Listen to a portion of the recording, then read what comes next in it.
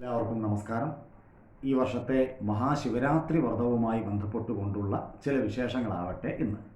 ഈ വർഷം മഹാശിവരാത്രി വരുന്നത് 2025 ഫെബ്രുവരി മാസം 26 ബുധനാഴ്ചയാണ്. അതായത് കുംഭമാസം 14 ഈ വർഷത്തെ മഹാശിവരാത്രി വരുന്നത്. ഈ മഹാശിവരാത്രി എന്ന് പറയുമ്പോൾ മഹാദേവൻ്റെ ഏറ്റവും വിശേഷമായിട്ടുള്ള ഏറ്റവും പുണ്യകരമായിട്ടുള്ള ഒരു ദിവസമാണ് മഹാശിവരാത്രി. ലോകരക്ഷയ്ക്ക് വേണ്ടിയിട്ട് ഒരു വ്യക്തിയുടെയല്ല, ലോകത്തെ സർവ്വചരാചരങ്ങളെയും രക്ഷിക്കുന്നതിന് വേണ്ടി ഈ ഭൂമിയിലേക്ക് വീണ ഒരു മഹത്തായിട്ടുള്ള ഒരു വലിയ വിഷത്തെ സ്വയം പാനം ചെയ്തുകൊണ്ട്, സ്വയം ത്യാഗം ചെയ്തുകൊണ്ട് ലോകത്തെ സർവ്വ ദുരിതങ്ങളിൽ നിന്നും രക്ഷിച്ചിട്ടുള്ള ആ മഹാദേവൻ്റെ വളരെ പരിപാവനമായ ഒരു ത്യാഗ ദിവസം കൂടിയാണ് ഈ ഒരു ശിവരാത്രിയായി നാം ആചരിച്ചു വരുന്നത്. ശിവരാത്രി എന്ന് പറയുമ്പോൾ കുംഭമാസത്തിലെ കറുത്ത ചതുർദശി ദിവസമാണ് നാം ശിവരാത്രിയായിട്ട് സാധാരണ സംഭവിക്കുക. ഇതിൻ്റെ കണക്ക് എങ്ങനെയെന്ന് വെച്ചാൽ മകരമാസത്തിലെ അമാവാസി മുതൽ കുംഭമാസത്തിലെ അമാവാസി വരെയുള്ള ഒരു മാസമാണ് മാഘമാസം എന്നറിയപ്പെടുക. ഈ മാഘമാസത്തിലെ കറുത്ത ചതുർദശി ദിവസമാണ് നാം ശിവരാത്രിയായിട്ട് വരിക.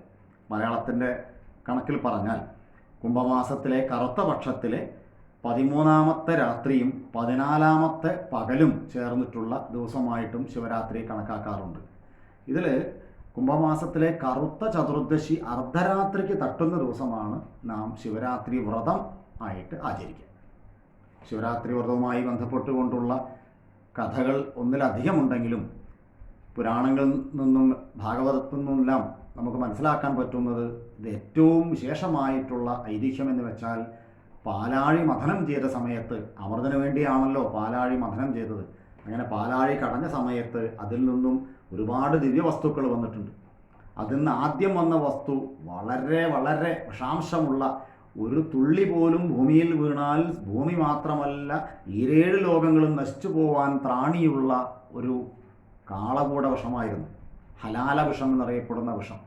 ആ വിഷം ഭൂമിയിലേക്ക് വീഴാനായി എന്ന് കണ്ടപ്പോൾ ഇത് കണ്ടറിഞ്ഞ മഹാദേവൻ അത് കൈക്കുമ്പിൾ സ്വീകരിച്ച് സ്വയം പാനം ചെയ്തു എന്നാണ്. ഇത് കണ്ട മഹാദേവി ആയിട്ടുള്ള പാർവതി ദേവി വളരെ പരിഭ്രമിച്ചു. ഭൂമിയിൽ ഒരു ഇഞ്ച് വീണാൽ, ഒരു തുള്ളി വീണാൽ നശിക്കുന്ന ആ ഒരു മഹത്തായിട്ടുള്ള വിഷമാണ് തൻ്റെ പതിയായിട്ടുള്ള മഹാദേവൻ ഭക്ഷിച്ചത്. താമസം വീണ അദ്ദേഹത്തിൻ്റെ കഴുത്തിന് ചെന്ന് ഇവിടെ പിടിച്ചു എന്നാണ്. മഹാവിഷ്ണു വിചാരിച്ചു ഇതെങ്ങാനും മഹാദേവൻ പുറത്തേക്ക് തുപ്പിക്കളഞ്ഞാൽ ലോകമേ ഇല്ല എന്ന് കണ്ട അദ്ദേഹം വായയും പൊത്തിപ്പിടിച്ചു.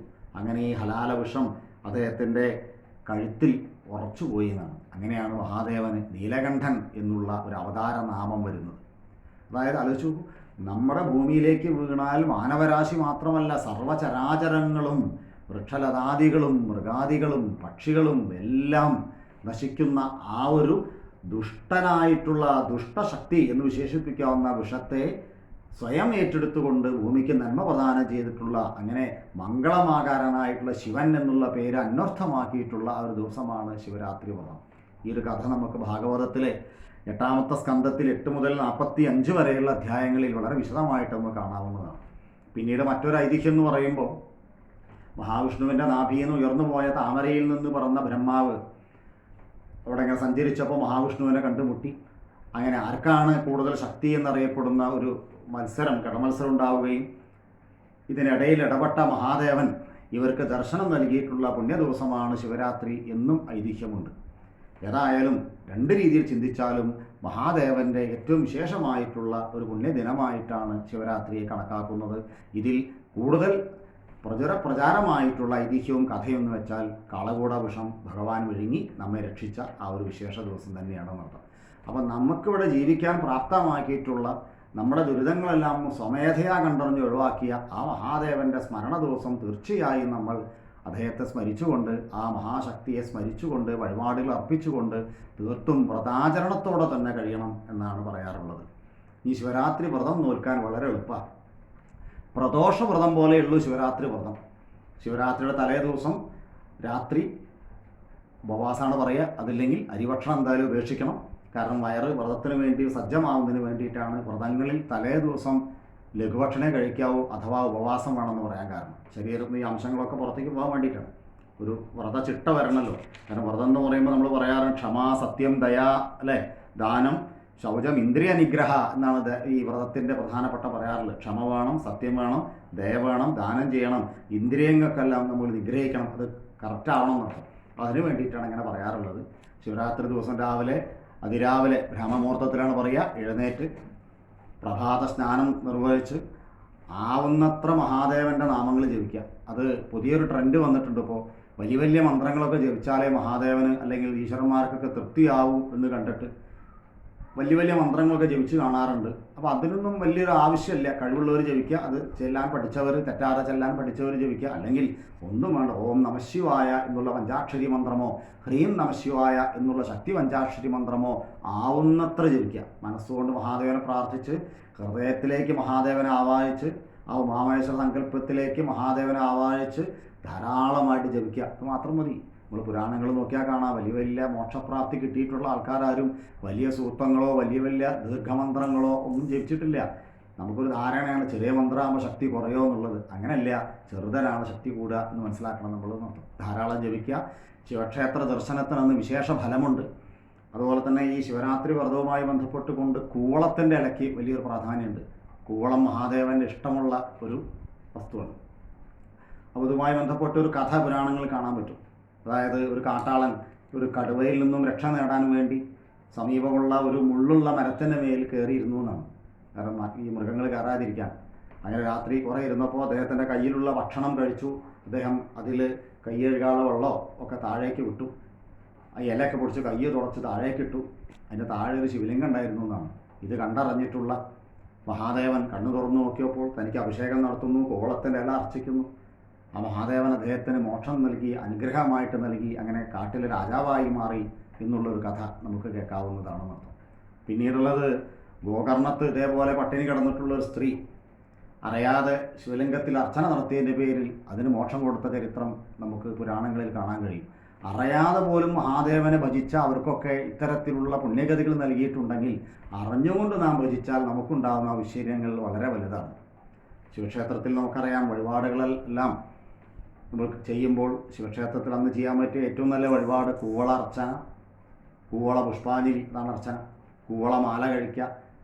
മഹാദേവൻ ധാരാപ്രിയനാണ്, ഗംഗാധരൻ, ഗംഗയെ തലയിൽ വഹിച്ചുകൊണ്ടിരിക്കുന്ന ആളാണ്. അപ്പോൾ ധാര, ജലധാര, ക്ഷീരധാര, ഇളനീര് ധാര തുടങ്ങിയ വഴിപാടുകൾ നടത്താം, വിവിധ അഭിഷേകങ്ങൾ നടത്താം.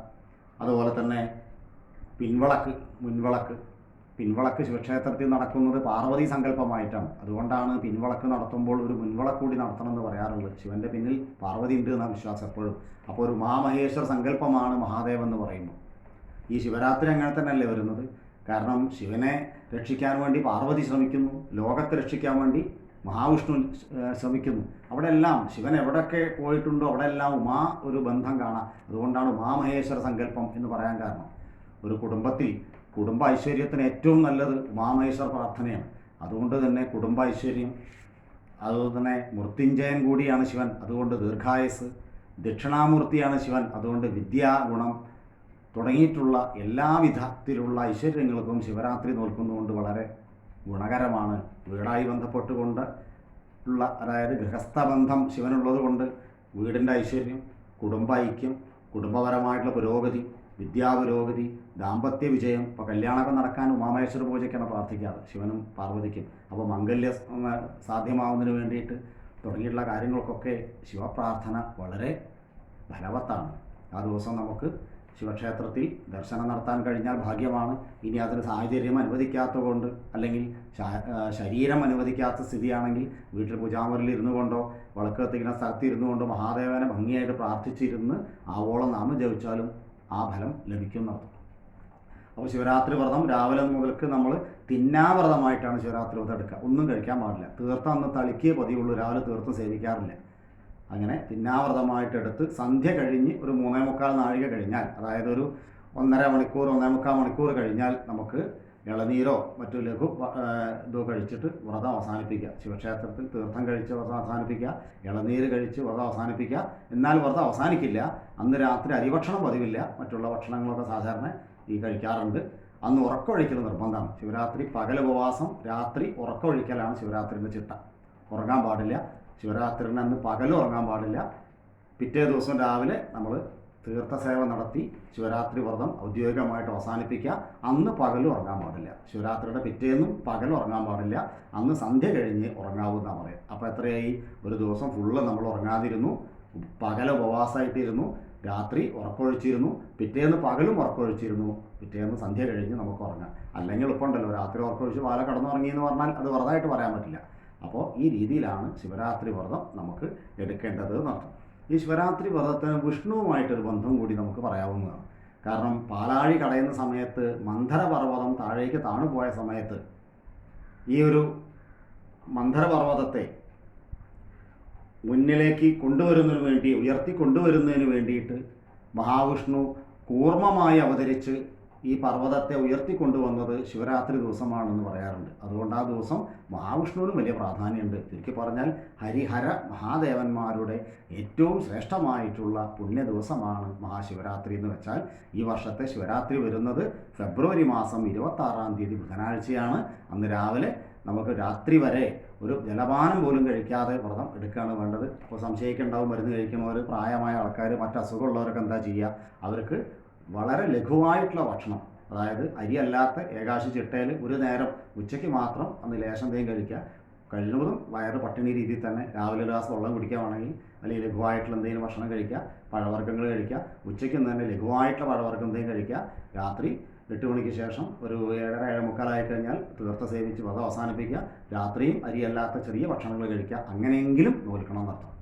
തിങ്കളാഴ്ച ശിവൻ്റെ വ്രതമൊക്കെ ഏതാണ്ട് എളുപ്പമാണ് നോക്കാം. തിങ്കളാഴ്ച വ്രതം അങ്ങനെ തന്നെയാണ്, പ്രദോഷം അങ്ങനെ തന്നെയാണ്, ശിവരാത്രി ഇങ്ങനെ തന്നെയാണ്. ഈ രീതിയിലാണ് വ്രതാചരണം വേണ്ടത്. അപ്പോൾ ഈ വർഷത്തെ ശിവരാത്രി നമുക്കറിയാലോ, ലോകം വളരെയധികം പൈശാചികമായ കാലഘട്ടങ്ങളിലൂടെ കടന്നു പോകുന്നൊരു യുഗമാണത്. കലിയുഗത്തിൻ്റെ ആ ഒരു ദുരിതം പ്രത്യക്ഷമായി കൊണ്ടിരിക്കുകയാണ്. കൊലപാതകങ്ങൾ, അക്രമങ്ങൾ, ഇങ്ങനെ ഒരുപാട് ലോകം തന്നെ പ്രകൃതി ദുരന്തങ്ങൾ, പരസ്പര ബന്ധമില്ലാത്ത ആക്രമണങ്ങളൊക്കെ നടന്നുകൊണ്ടിരിക്കുന്ന ഈ സമയത്ത് ഇതിനെ രക്ഷിക്കാൻ, അല്ലെങ്കിൽ കാളകൂടവശം ഭൂമിയിൽ വീണ പോലെയുള്ളൊരവസ്ഥയിലാണ് ഇന്ന് ലോകം നീങ്ങുന്നത്. ഇതിനെ രക്ഷിക്കാൻ സാക്ഷാൽ പരംപിതാവായിട്ടുള്ള മഹാദേവനും സാക്ഷാൽ പാർവതി ദേവിക്ക് മാത്രമേ സാധിക്കുള്ളൂ എന്ന് മനസ്സിലാക്കിക്കൊണ്ട് നമ്മളെ കുട്ടികളെ നല്ല രീതിയിൽ വരാൻ, നമ്മളെ കുടുംബം നല്ല രീതിയിൽ വരാൻ, നമുക്ക് ഐശ്വര്യം ഉണ്ടാവാൻ, ദുരിതങ്ങളില്ലാതിരിക്കാൻ, ആയുർഗുണത്തിന് ദുരിതങ്ങളില്ലാതിരിക്കുക, മാറാവ്യാധികളില്ലാതിരിക്കുക തുടങ്ങിയ കാര്യങ്ങൾക്കൊക്കെ മഹാദേവനെ പ്രാർത്ഥിക്കുക. മഹാദേവന് മുൻവിളക്ക്, പിൻവിളക്ക്, കൂവള പുഷ്പാഞ്ജലി, ആയുസൂക്ത പുഷ്പാഞ്ജലി, മൃത്യുഞ്ജയ പുഷ്പാഞ്ജലി, പറ്റുമെങ്കിൽ മൃത്യുഞ്ജയ ഹോമം, ഉമാമഹേശ്വര പൂജ, മറ്റ് പായസം, നിവേദ്യാദി വഴിപാടുകൾ, നെയ്വിളക്ക്, ധാര തുടങ്ങിയിട്ടുള്ള വിശേഷ വഴിപാടുകൾ എന്നും വളരെ പ്രാർത്ഥനയോടുകൂടി മഹാദേവൻ സമർപ്പിച്ചുകൊണ്ട് ഈ വർഷത്തെ ശിവരാത്രി നമുക്ക് എല്ലാവർക്കും ഭംഗിയായിട്ട് ആചരിക്കാം. മഹാദേവനും നമ്മളെല്ലാവരെയും അനുഗ്രഹിക്കട്ടെ എന്ന് പ്രാർത്ഥിച്ചുകൊണ്ട് ഓം നമഃ ശിവായ, ഓം നമഃ ശിവായ, ഓം നമഃ ശിവായ.